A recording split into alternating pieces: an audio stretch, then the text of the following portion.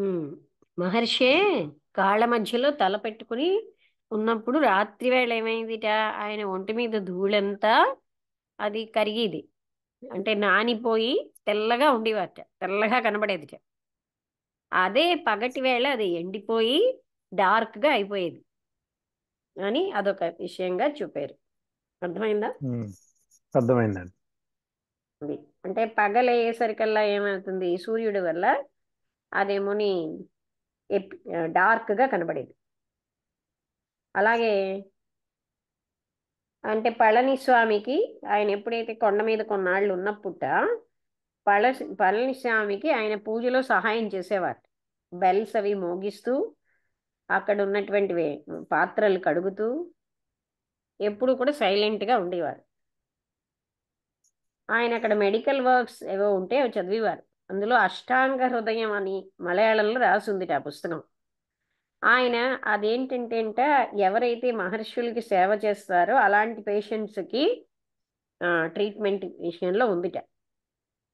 అయితే ఆ విషయం అసలు అంటే సాధువులకు సేవ చేస్తున్న వాళ్ళే హెల్ప్ కోసం ఉంది. అయితే సాధువులకి మాత్రం తెలియదు అది చదవడం. అర్థమైందా? ఇది అర్థం కాలేదమ్మా ఇది. అంటే ఆ పుస్తకం మెడికల్ పుస్తకం చదువుతున్నట్ట, ఏవో రాసినవి. అష్టాంగ ఎవరు? మహర్షి. పళనిస్వామి చదువుతున్నారు, మహర్షి చదువుతున్నారు. ఆ ఆ పుస్తకం మలయాళంలో ఉంది. అంటే అప్పుడు అప్పుడు ఆ, చదివేవారు అనమాట ఆయన. ఆ, ఇందులో ఆ పుస్తకంలో ఏం విషయాలు ఉన్నాయంటే పేషెంట్స్కి ఎలా ట్రీట్మెంట్ చేయడం, ఎటువంటి ఉమ్, పేషెంట్స్, సాధువులకు సహాయం చేసే వాళ్ళకి. ఓకే. అంటే కానీ సాధువులకి అసలు చదవడమే రాదు, వాళ్ళు చదివేవారే కాదు, వాళ్ళకి ఉమ్, తెలియదు ఆ పుస్తకాలు ఎలా చదవాలో తెలియదని ఉంది. ఓకే. అలాగే సీన్ ఇన్ ద హాల్ అని ఒక హెడ్డింగ్ పెట్టారు. రాత్రి 8:20 అంటే వాళ్ళందరూ అక్కడ అసెంబ్లీ. అంటే భగవాన్ ఏంటంటే తన ఆహారం రాత్రి భోజనం చేసేసి ఆ సోఫాలోకి వచ్చి ఆయన అంటే చాపుకుని అంటే కొంచెం రిలాక్స్డ్గా ఉన్నారు. అప్పుడు ఉమ్, లైట్ చాలా డిమ్గా ఉంది. అంటే కాంతి చాలా తక్కువ, బల్బ్ ఏదో పెడతారు కదా. అక్కడ ముగ్గురు ఉమ్, మనుషులు ఆ నేల మీద కూర్చున్నారు. ఒక ఆయన ఏదో చాలా ఒక పత్రికలోంచి ఏదో కాపీ చేస్తున్నారు. ఇంకొక ఆయన ఏంటంటే మెడిటేషన్లో ఉండిపోయారు. మూడో వ్యక్తి ఏమి చేయాలో తెలియక చుట్టూ చూస్తున్నాడు. హాల్ ఏమో సైలెంట్గా ఉంది. కేవలంగా మహర్షి అప్పుడు అప్పుడు గొంతు సవరించుకోవడం అన్న సౌండ్ తప్ప. అయితే ఆ అటెండెంట్ ఒక భక్తుడు అటెండెంట్ అయిన మాధవ స్వామి అక్కడికి చప్పుడు చేయకుండా కొన్ని ఆ అంటే తన చేతిలో కొన్ని తమలపాకులతో వచ్చాడు. ఆయన టేబుల్ వైపు నడిచాడు. ఆయన సోఫా మీద ఉన్న మహర్షి ఆయన్ని చూసి పిలుస్తారు దయతో. "షష్, నువ్వేం చేస్తున్నావు" అని అడిగారు. అంటే ఉమ్, అటెండెంట్ సాఫ్ట్గా చెప్పాడు, నా ఏం చెయ్యట్లేదు. ఆ ఆకుల్ని ఆయన అక్కడ పెట్టేశాడు. హెజిటేటింగ్గా ఏంటో ఏదేదో చెప్తున్నాడు. నాకేం అవ్వక్కర్లేదు అన్నారు ఆయన సాఫ్ట్గా అటెండెంట్తో. ఆ అటెండెంట్ నేల మీద కూర్చున్నాడు. కస్తూరి పిల్ అన్నది ఒకదాని తర్వాత ఒకటి తీసుకోవాలి ప్రతిరోజు. ఈ బాటిల్ ఇంకా ఎంటీ అయిపోతుంది. ఇంకా ఎక్కువ దానికి ఆర్డర్ చేసాం, కానీ నాకు ఇవేం అక్కర్లేదన్నారు మహర్షి. అంటే అది తీసుకుంటే ఒకదాని తర్వాత ఒకటి తీసుకోవాలి సామాన్యంగా మాట్లాడుతున్నారు అనమాట. I don't want it. అయినా అది దానికోసం ఎక్కువగా కావాలని ఆర్డర్ చేసాము, but I don't want it అన్నారు. బట్ అనలేదు, నాకేం అక్కర్లేదు అన్నారు. అక్కడ అల్ల పద్రిడా ఏమి అంటే మహర్షి తీసుకున్న ఆహారాన్ని ఒక భక్తుడు బ్లేమ్ చేస్తున్నాడు. అంటే సరి అయిన ఆహారం మహర్షి అంటే అది మహర్షి గారికి పెట్టే ఆహారం సరి అయింది కాదని. అప్పుడు మహర్షి అన్నారు, కాదు కాదు, అది చాలా బాగా తయారు చేయబడింది, అది చాలా మంచిదే ఆహారం. అంటే కొంతసేపు సైలెంట్ అయిపోయారు. కొన్ని నిమిషాలు అయ్యాక ఆ అటెండెంట్ ఏమోని బయటికి వెళ్ళాడు. వెనక్కి ఏమో ఒక బాటిల్ తోటి వచ్చాడు. మా భగవాన్ దగ్గరికి వెళ్ళి ఒక పిల్ ఏమో ఇచ్చాడు. అదేం చెప్పాడు, జీలకర్ర సీడ్స్ తోటి చేసిన పిల్లని. భగవాన్ నెమ్మదిగా సణుగుతూ, అందులో నిమ్మరసం ఉంటుంది, దీనికి నిమ్మరసం మంచిది కాదన్నారు. అప్పుడు రంగస్వామి అనే అయ్యంగార్ అనే భక్తుడు, ఆయన మధ్యలో అప్పుడే తన మెడిటేషన్ నుంచి లేచారు. ఆయన ఆ ఉమ్, అటెండెంట్ ఏమో అలాగే ఆ చేతిని చాపి పట్టుకున్నాడు ఆ పిల్లితోటి. భగవాన్ అంటున్నాడు, ఎవరు దీన్ని అంటే, ఆయన ఏమన్నాడంటే, రంగస్వామి ఆ, అయ్యంగార్ ఏమన్నారంటే, attendant is still holding on his hand with the పిల్. ఎవరు దీన్ని ఇలాగా ఇంకా చప్పరిస్తారు అన్నారు మహర్షి. అప్పుడు రంగస్వామి అయ్యంగారు అన్నారంటే, దాన్ని ఏం చప్పరించకట్లేదు, అది నోట్లో పెట్టేసుకుని దాన్ని పీల్చేస్తే చాలని, సక్ చేస్తే చాలని. అప్పుడు ఆ అటెండెంట్ ఏమో త్వరితంగా, అవునవును, ఇది కేవలంగా సక్ చేస్తే చాలు అన్నాడు. ఆయనకి ఇవ్వండి అది, రంగస్వామి గారిని చూపెట్టి ఆయనకి ఉమ్, ఇవ్వండి. ఆ పిల్లిని ఆయన్నే మంచి అంటే అలాగ సక్ చేసి మంచి చేయమని, అంటే let him munch it or suck it, దాన్ని ఏం చేయాలో అది చేయమనండి. I do not want it, నాకు అక్కర్లేదన్నారు మహర్షి. ఆ ఉమ్. అటెండెంట్ ఏమో కొంచెం నిస్పృహతోటి వెనక్కి వెళ్ళిపోయాడు. అంటే ఆ నేల మీద కూర్చున్నాడు. మళ్ళీ ఆయన లేచాడు. అప్పుడు మహర్షి, ఏ hey what do you do, నువ్వు ఎందుకు ఏమి చేస్తున్నావు, నాకేం అక్కర్లేదన్నారు. అప్పుడు ఆ అటెండెంట్ ఏమో మెడిసిన్ చెస్ట్ని సణుగుతూ, కస్తూరి పిల్, ఇది చాలా మంచిది అన్నాడు. అప్పుడు భగవానే ఉన్నారు, అది లేకుండానే నేను చాలా, అంటే అతనికి ఏదో బాగోలేదనమాట, నేను బాగా అయిపోతాను అన్నారు. దాన్నేం బయటికి తీసుకెళ్ళకు, హే హే కీప్ ఇట్ దేర్, అక్కడే ఉంచు, దాన్ని నేను తీసుకోను, ఉమ్. నీకేం కావాలో చెయ్యి. అప్పుడు మళ్ళీ అటెండెంట్ ఏమో సైలెంట్గా కూర్చుండిపోయాడు. అంటే వెళ్ళిపోయి పడుకోవడానికి వెళ్ళిపోయాడు. అది, ఇవి ఇన్సిడెంట్స్. అందులో ఓకే. అర్థం కాకపోవడానికి ఏం లేదంటే మామూలుగా జరుగుతుంది, మనం ఏమో ఇంకా దానికి ఏం పెద్దగా ఊహించకుండా, అంటే తనకు అక్కర్లేదు అంటున్నారు, నేను రేపటికి బాగైపోతాను ఇదేది లేకుండానే అన్నారు. వాళ్ళకి తాపత్రయం ఉంటుంది ఉమ్. కదా, ఇది తింటే బాగుంటుంది, అది తింటే బాగుంటుంది అనిపిస్తూ ఉంటాయి. అది అంటే భగవాన్ని వాళ్ళు ట్రీట్ చేద్దాం అనుకుంటున్నారు కానీ ఆయనకి అవి వాటి మీద ఇంట్రెస్ట్ లేదు. ఇంట్రెస్ట్ లేదు. ఆ కస్తూరి పిల్ల అయిపోతుంది, ఎక్కువ వాటికి ఆర్డర్ చేస్తాం అన్నారు, కానీ నాకు అవి అక్కర్లేదు అన్నారు. ఉమ్, అలా ఇంకెవరికో పనికి వస్తుంది అనమాట. అవేవీ ఆ, లేకుండానే నేను బాగా అతనేమో పోనీ జీలకర్ర పిల్లి తీసుకోలేదు కదా అని చెప్పి కస్తూరి పిల్లి ఇవ్వబోతూ ఉంటే, వద్దొద్దు, అది లేకుండానే నేను బాగైపోతాను, అంటే ఆయన కస్తూరి పిల్లి అయిపోతున్నాయి రోజు, ఒకదాని తర్వాత ఒకటి, రోజుకి ఒకటి తీసుకోవాలి అవి, కానీ అవి నాకేం వద్దు, అవి లేకుండా బాగైపోతాను. అంటే వీటి నుంచి మనం నేర్చుకోవాల్సింది ఏమీ లేదా, అంటే ఆయన గురించి తెలుసుకోవడానికి ఉపయోగపడతాయి అంతే అది. ఇన్సిడెంట్స్. అంటే అది అందుకనే దాని హెడ్డింగ్ లో కూడా ఏం రాశారంటే, ఆ, అదే అదే ఏ సీన్ ఇన్ ద హాల్ అంటూ అవి రాశారు. అంటే ఆ ఇన్సిడెంట్స్ ముందు ఏమిటి రాశారు, రెమినిసెన్సెస్ అని రాశారు. అంటే కొన్ని జ్ఞాపకాలు, అంతే, అంటే అలా జరిగేవి అన్న వాటిని కొన్ని రాశారు అంతే. నేర్చుకోవడానికి ఏమీ లే, అంటే మహర్షి ఇలా ఉండేవారు అని మనం తెలుసుకోవడానికి అంతే. ఓకే. ఉమ్. అర్థమైందా నారాయణ గారు ఇప్పుడు మీకు? అర్థమైందమ్మా. అంటే ఆ మొదటి క్వశ్చన్ అదే, మహాత్ములు 355తో మొదలెట్టాము. అందులో ఆ ఒక్కటే రెండో అదే డిస్కషన్, మిగతాదంతా ఇది, ఇవన్నీ అంటే చెప్పారు కదా. అతను విన్నారా మీరు, అది ఎడ్యుకేషన్ అన్నది మహాత్ములకి మరి కొంచెం ఉపయోగపడడానికి, అంటే వాళ్ళకి ఇంకా వాళ్ళు దాన్ని ఆ, ఉపయోగకరంగా ఉంటుంది కదా అని అడిగితే, అప్పుడు మహాత్ములు అది కరెక్ట్గానే చెప్పారు కదా మహర్షి. మనం అన్న ఈ ఎడ్యుకేషన్ ఏది కూడా మన లక్ష్యానికి ఏమీ పనికిరాదు. అంటే వీళ్ళు చదువుకున్న మూర్ఖులు, వాళ్ళు చదువుకోకుండా అంటే అజ్ఞానులు, వీళ్ళు చదువుకున్న అజ్ఞానులు అయితే వాళ్ళు చదువుకోని అజ్ఞానులు అన్నారు. అంతే. ఇద్దరికీ వాళ్ళ లక్ష్యం తెలియదు. ఎంత చదువుకున్న వాడైనా సరే చదువుకోని ఒక మహాత్ముడి ముందు తల వంచవలసిందే అన్నారు.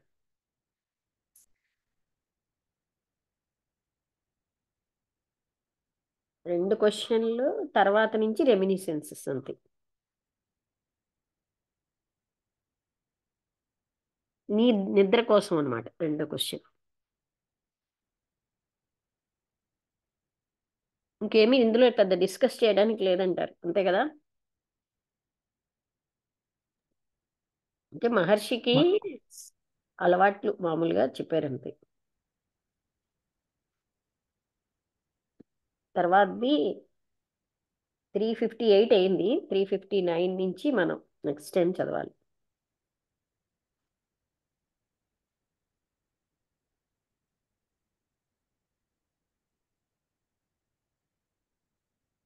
ముగించేద్దాం అయితే. సాయి కృష్ణ ఏమైనా మాట్లాడతారా?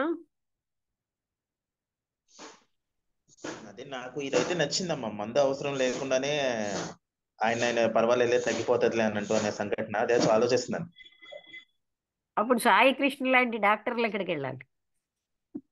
అయినా ఆయన ఎక్కువగా ఆయుర్వేద వాడుతుండే. ఎక్కువగా నేను చూసాను మహర్షులు, సౌరీస్ గారు కూడా, ఆవిడకి అలోపతి బాగా తెలుసు. ఆవిడ బొయ్యి అని రంగనాయకమ్మ డాక్టర్ట దగ్గర నేర్చుకుని సేవ చేసేవారు. కానీ ఆవిడ ఎక్కువగా ఆయుర్వేదమే వాడేవారు. అంటే ఆవిడకి అలోపతి ట్రీట్మెంట్ కూడా వచ్చు. అట్లని కదా, అంటే మందు అవసరం లేకుండానే నేను తగ్గించుకోగలను ఆ సంకల్ప బలం చూడండి. అది అదే ఆలోచిస్తున్నాను.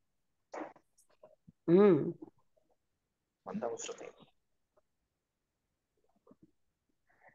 అంటే మన యొక్క అవేర్నెస్ అనేది మనకు ఫిజికల్ గా వచ్చే జబ్బుల మీద కూడా మనం కమెంట్ చేయొచ్చు అనేది అర్థమైంది ఆ సంఘటన నుంచి నాకు. అవేర్నెస్ అని కాదండి, మనకి జబ్బు వచ్చినప్పుడు జబ్బు తగ్గించుకోవడం కూడా బాడీలో ఉంటుంది. అంటే అవును. మనకు అంత సహనం అది ఉండక, జనరల్ గా చాలా మంది అలా చూడండి, జ్వరం వచ్చింది అనుకోండి, ఓ 2-3 days గా జ్వరం తగ్గిపోతుందిలే. నాకు అలాంటి వాళ్ళు చాలా మంది తెలుసు, ఇక్కడ కూడా వస్తుంటారు. అంటే మహాత్ములే అక్కర్లే, ఆ అంటే ప్రతిదానికి టాబ్లెట్ ఏం వాడక్కర్లే. ఎక్కడి నుంచి వచ్చి అంటే ఎన్నాళ్ళు దానంతట అదే తగ్గిపోతుంది.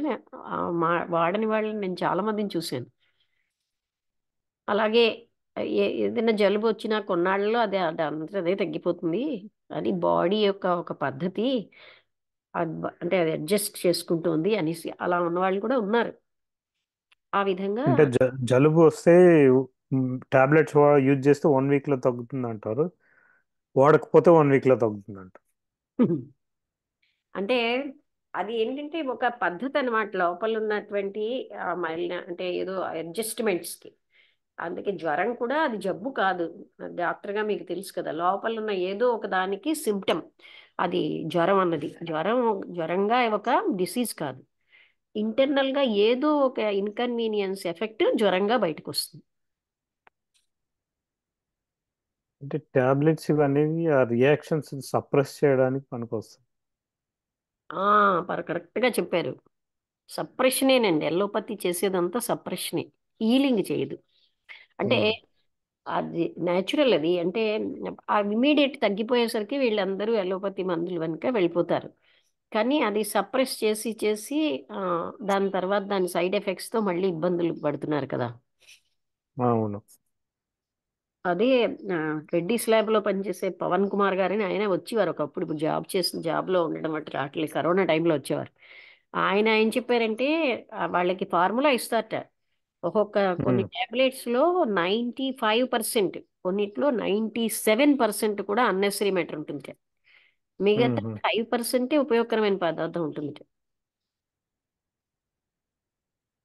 ఇదంతా బిజినెస్ సైకిల్ అండి. వాళ్ళంతా ఒక స్కామ్ లాగా వాళ్ళు రన్ చేసుకోవడానికి బిజినెస్, ఈ ఫార్మాసిటికల్ అసలు కంపెనీస్. స్కామ్ మీనింగ్ ఏంటండి? స్కామ్ అంటే అదొక నేను స్కామ్ అని వింటాను కానీ ఇప్పుడు చూడలేదు మీనింగ్. లేనిది ఉన్నదిగా చూపించడమేమోనమ్మా. అవునా? అంటే అనుకుంటున్నాను కదా, మరి అబద్ధాన్ని నిజం నిరూపిస్తారు కదా స్కామ్ అంటే. ఇదే కరెక్ట్ అన్నట్టు. అంటే అంటే డిజానెస్ట్ అని ఉంది మీనింగ్.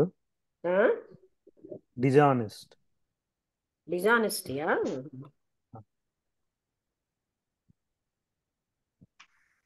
అలా ఉందా ఒక మీనింగ్ లో? లేనిదాన్ని ఉన్నట్టు నిరూపిస్తారు కదా స్కామ్ లో.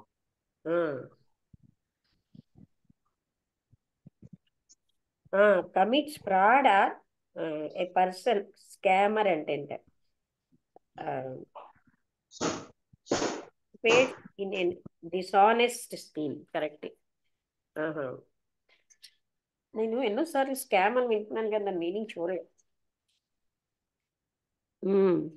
అదే ఏంటంటే అలోపతి టాబ్లెట్స్ చేసే, అంటే రెడ్డిస్ ల్యాబ్లో చేస్తారు ఆయన, రీసెర్చ్ చేసి రీసెర్చ్ వింగ్లో ఆయన చెప్పారు ఇలా. అదే ఆయన లాస్ట్ టైం వచ్చారు కదా, నారాయణ గారికి తెలుసు, రాంబుద్ధుడు గారు, ఇంకా వాళ్ళు హైదరాబాద్ నుంచి 3 nights ఉండాలని వచ్చారు. చంద్రశేఖర్ గారు, అతని పవన్ కుమార్ గారు ఫ్రెండ్సే, ఆయన కూడా వచ్చి ఉన్నారు. అంటే కొన్ని మంచివి కూడా ఉంటాయి కానీ అంటే ఎక్కువగా స్కామ్ అదే ఏ ఉంటాయి, అంటే గుడ్ అండ్ బ్యాడ్ లాగా. అలోపతికి ఏంటంటే ఇమీడియట్ గా ఏదైనా హెల్ప్ అవుతుంది. అలోపతి చేయాల్సింది అలోపతికి ఉంది. ఆయుర్వేద, హోమియో అందుకే రవివర్మ గారి అని ఒక డాక్టర్ గారి ఉద్దేశం ఏమిటంటే, అంటే ప్రతి డాక్టర్కి అన్ని రకాలు తెలిస్తే, కొన్నిటికి అలోపతిలో ఉంటాయి, కొన్నిటికి హోమియోలో ఉంటాయి, కొన్నిటికి ఆయుర్వేదంలోనే ఉంటాయి. అందుకని డాక్టర్కి అన్ని తెలిసి ఉండాలి అనే భావం. నేను అలాగే అనుకునేదాన్ని. అంటే ఇప్పుడు చూడండి, నేను ఒక అలోపతి డాక్టర్ గారి దగ్గరికి వెళ్తే, ఆయన ఏమో టీబీ కంటికి అంటే టీబీ మందులు వాడితే ఆ డాక్టర్ గారితో 1 dayకే 3 daysకు ప్రాణశక్తి అంతా పోయినట్టు అయిపోయింది.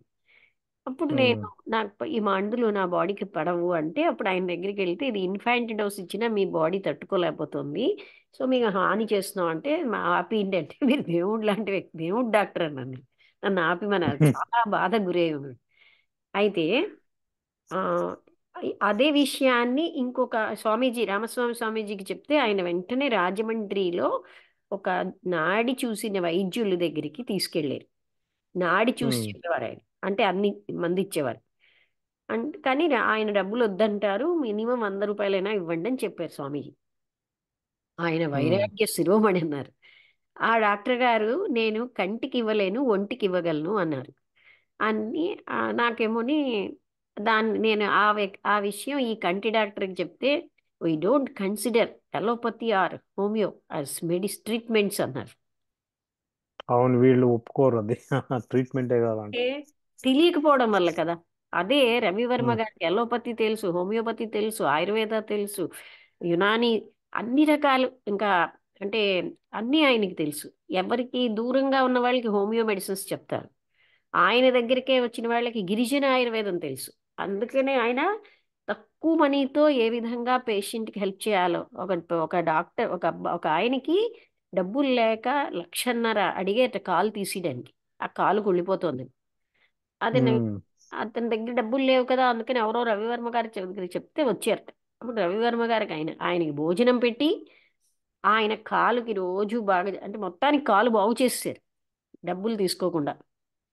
చాలా ఆయన అక్కడ సేవ చేయడానికి కొన్నాళ్ళు ఉండిపోయినప్పుడు చెప్పాడు, ఈయన వల్ల నాకు ఇలా అయింది అని. అంటే చూశారు కదా, ఈ అలోపతిలో అవయవం తీసేయడం లేకపోతే జబ్బుని అణిచేయడమే అవే ఉన్నాయి.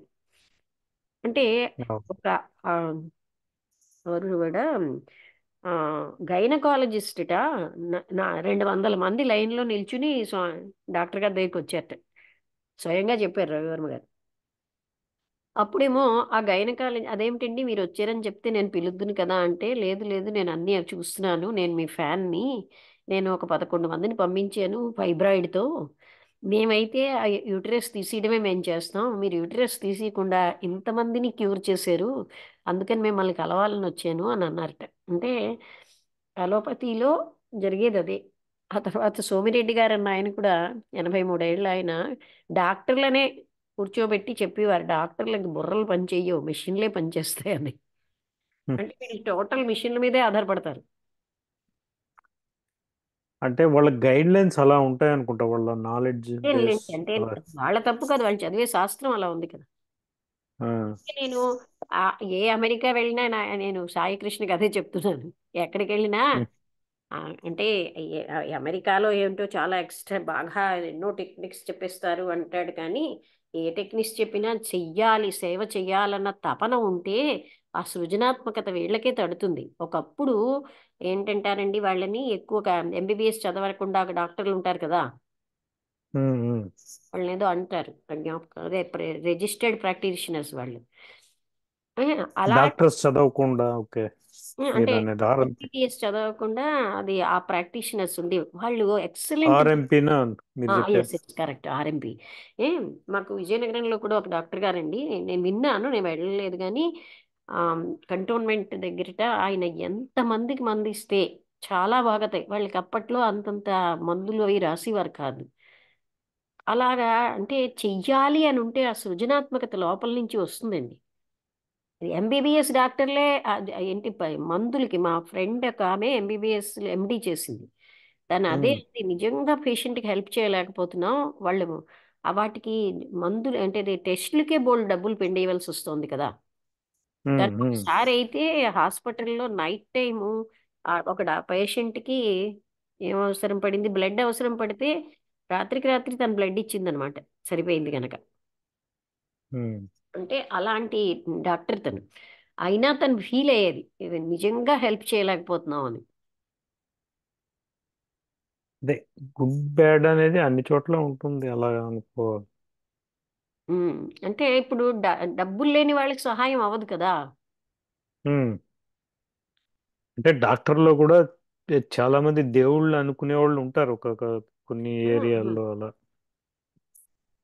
మీరు ఇంకొకళ్ళు చెప్పారు, మీరు కృష్ణమాచార్యుల ఎవరు ఎక్కిరాలు, ఆయన కూడా చేసేవారంట కదా, ఆయన ఏ ఇక్రాల మెడిసిన్ ఇచ్చేవారు? కృష్ణమాచారి గారి ఇంకా ఆయన చేయడం ఏంటండి, ఆయన చనిపోయాక కూడా ఆ, మనుషులకి నిష్కామ కర్మ చేయడం మంచిదని హోమియో అండ్ ఏమంటారు, ఆ, అంటే జ్యోతిష్యం ఇవన్నీను రెండు నేర్పించేవారండి. ఎవరికి హోమియో ఫిట్టో వాళ్ళ చేత అది ఈ విధంగా. అంటే అందుకే కృష్ణమాచారి గారి శిష్యులు ఎక్కడికైనా వస్తే మొదట ఒక బోర్డు పెడతారు, ఉచిత హోమియో. ఉమ్. సామాన్యంగా ఆయన ఇప్పుడు శిష్యులు ఇప్పుడు కూడా ఎక్కడైనా ఇప్పుడు ఇప్పుడు కూడా నడుస్తుంది కదమ్మా. ఇప్పటికీ చాలా చోట్ల. కానీ ఇప్పుడు చాలా విచిత్రం చోట్ల ఏంటంటే, కృష్ణమాచారి ఈకే గారి ట్రస్ట్ నడుస్తుంది ఇప్పటికే. అవును. అవును, విచిత్రమైన విషయం ఏంటంటే ఆయన కొడుకులు డబ్బులు తీసుకుంటారు, ఆయన శిష్యులు మాత్రం అంటే డబ్బులు తీసుకోకుండా చేస్తారు. అంటే వాళ్ళకి ఇదే మెయిన్ బేస్ ఏమో, అంటే వాళ్ళు కొడుకులు తీసుకుంటారంటే వాళ్ళకి ఇదేనేమో ప్రొఫెషన్, నేను ఉమ్, అనుకుంటాను, అందుకని తీసుకుంటున్నారు. అదే ప్రొఫెషన్గా. అంటే నేనంటాను, తండ్రి అలా చేసినప్పుడు వీళ్ళు కూడా అదే, అంటే ఆ గౌరవంతో ఉంటే బాగుండిపోను, కానీ శిష్యులు మాత్రం చాలా గౌరవంగా ఇప్పటికీ. అంటే ఆహా. కొంతమంది జ్యోతిష్యం కూడా డబ్బులు తీసుకోకుండా చెప్తారు. ఉమ్, అంటే ఆయన తన తర్వాత వాళ్ళకి కూడా ఆ రకమైన ట్రైనింగ్ ఇచ్చారండి. అంటే ఇప్పటికి కృష్ణమాచారి గారి హోమియో అంటే వాళ్ళు అంటే డబ్బులు తీసుకోరనే ఫేమస్. ఉమ్, ఉమ్. ఇప్పటికీ అలా కంటిన్యూ చేస్తున్నారు అన్నమాట వాళ్ళ శిష్యులు. అదే మరి, కిషోర్ అని తను అలాగే వాళ్ళ దగ్గర నేర్చుకునే, తను ఒక కిట్టు డబ్బు ఉద్యోగం చేయకముందే ఏదో చిన్న ఉద్యోగం ఏదో చేసి 40,000తో ఒక కిట్టు కొనుక్కున్నాడు. తను కూడా అంటే ఉచితంగా ఇవ్వడానికి అలవాటు అయిపోయి తను కూడా అంత అన్ఎంప్లాయీగా ఉన్నప్పుడు కూడా ఉచితంగా ఇచ్చేవాడు. ఉమ్, ఇప్పటికీ అలాగే ఇస్తున్నాడు. అంటే తను ఇప్పుడు జాబ్ వచ్చింది హ్యూమన్ రిసోర్స్ అదే మేనేజర్గా అక్కడ ఉన్నాడు హైదరాబాద్లో, కానీ తను ఇచ్చేది మాత్రం ఉచితంగానే ఇస్తాడు. ఎవరికైనా మందులు చెప్పాలంటే ఫోన్లో అవన్నీ చేస్తాడు. ఎవరైనా డబ్బులు ఇస్తే, ఒక ఆవిడేమో కరోనా టైంలో ఆ కుటుంబాన్ని రక్షించారని డబ్బులు ఒక చిన్న ఆ, వెండి వినాయకుడి విగ్రహం ఇచ్చారు. ఇస్తే కిషోర్ అన్నాడు, నేను అప్పుడు జార్సిగూడలో పనిచేస్తున్నాడు, పాపం అంత దూరం రాలేడండి వినాయకుడు, మీ దగ్గర ఉంచిండి అన్నాడు. వాళ్ళ తల్లిదండ్రులు ఉమ్. ఉన్నారు మీ దగ్గర, అక్కడ ఉంటాడు సేఫ్గా అన్నాడు. నాకు ఇలా డబ్బులు తీసుకునే అలవాటు లేదండి అన్నాడు.